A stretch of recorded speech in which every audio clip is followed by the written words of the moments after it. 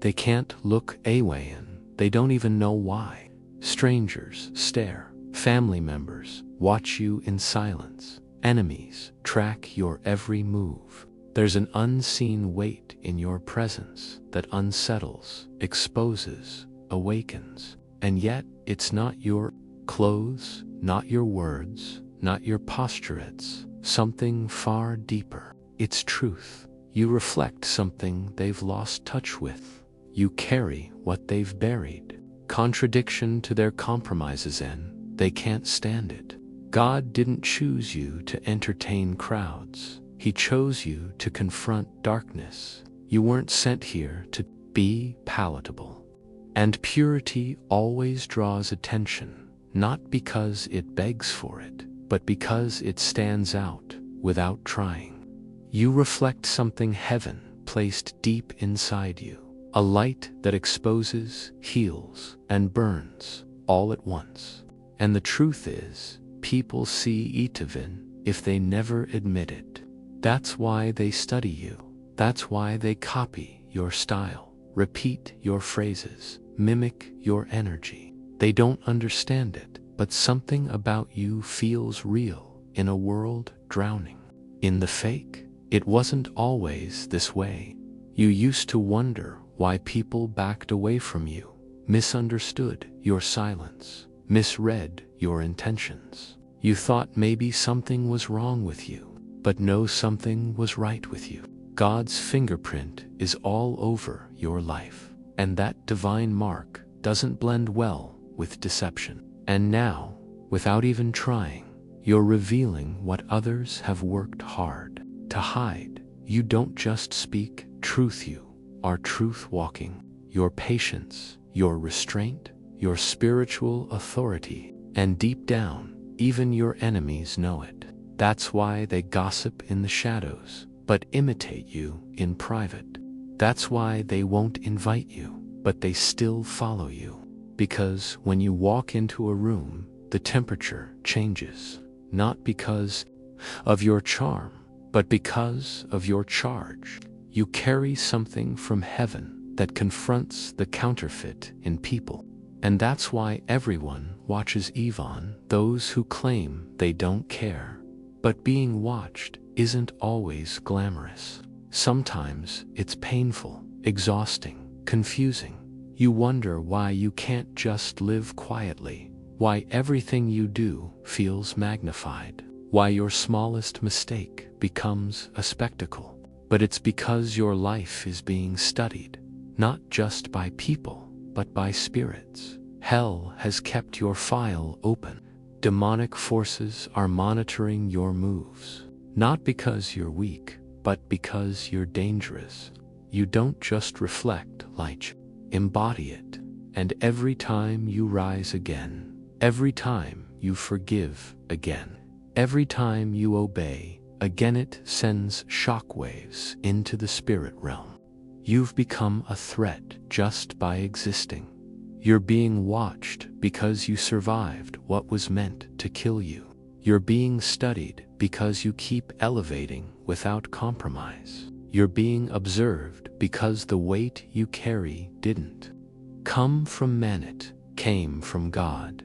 You didn't climb your way to influence. You were crushed into it.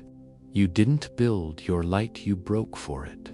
And now, what you carry is so sacred, even heaven watches with joy. You became what hell feared, a soul on fire that can't be bought, broken, or bound. People don't stare at you because they understand you, they stare because they don't.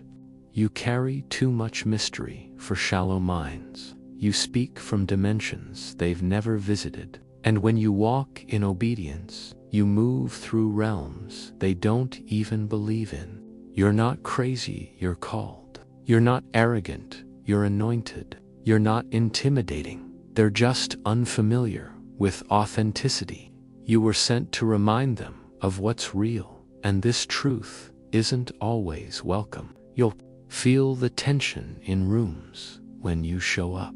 You'll notice the subtle shifts, the fake smiles, the awkward silence, the sudden exits. That's not paranoia, it's discernment. Your spirit is too loud to be ignored. Aren't ready to see.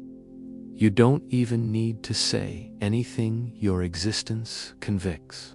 This is why the warfare has been so intense. The attacks didn't come because you were weak. They came because you were waking up, because you were coming into truth.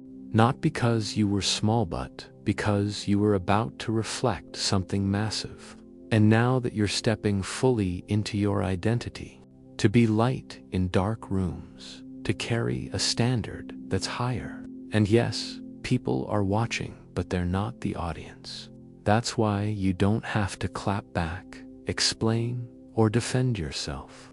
Your fruit will do the talking. Your legacy will speak for itself, and your silence will scream louder than their noise ever could. And deep down, some of them are watching because they want what you have.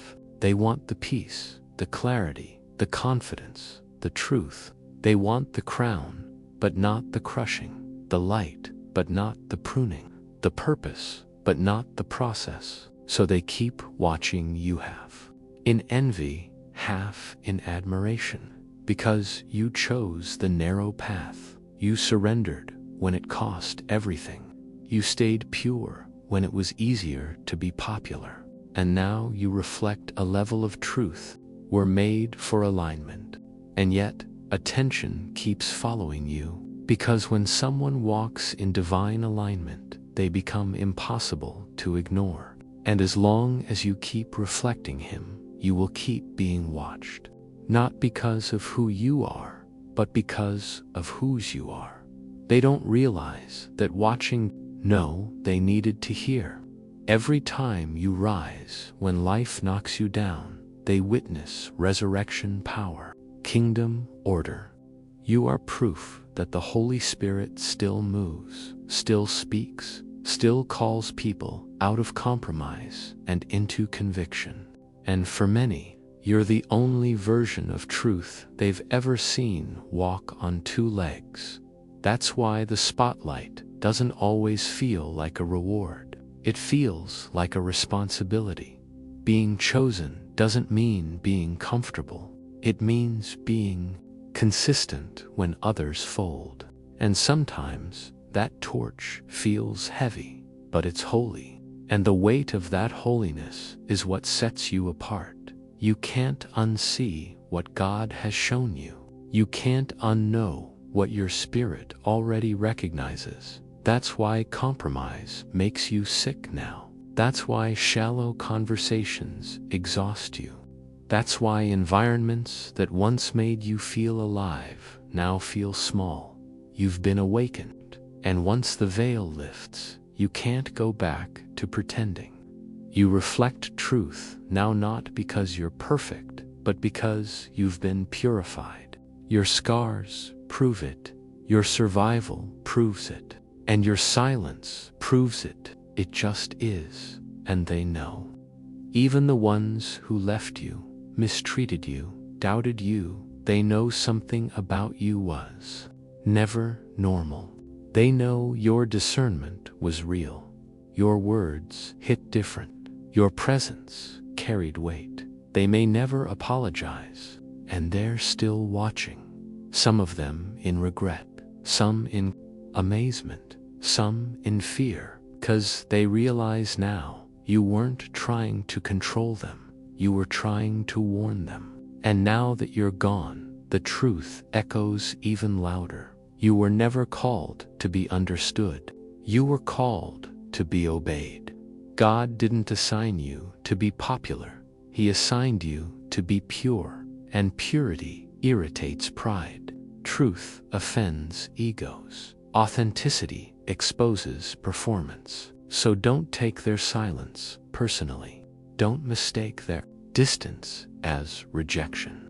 Sometimes people pull back from the light, not because they hate it, but because they're not ready to see what it reveals about them. Line. You don't have to speak, you just have to be. And the atmosphere shifts. You're being watched by people who used to mock you, and now mimic your discipline. They're studying how you overcame without bitterness, how you found peace without external validation, how you kept your joy while walking through storms. You became the blueprint they pretended not to need. And now they realize there was something holy in your silence, something sacred in your stillness. You weren't weak, you were anchored. And now your fruit speaks louder than their insults ever could.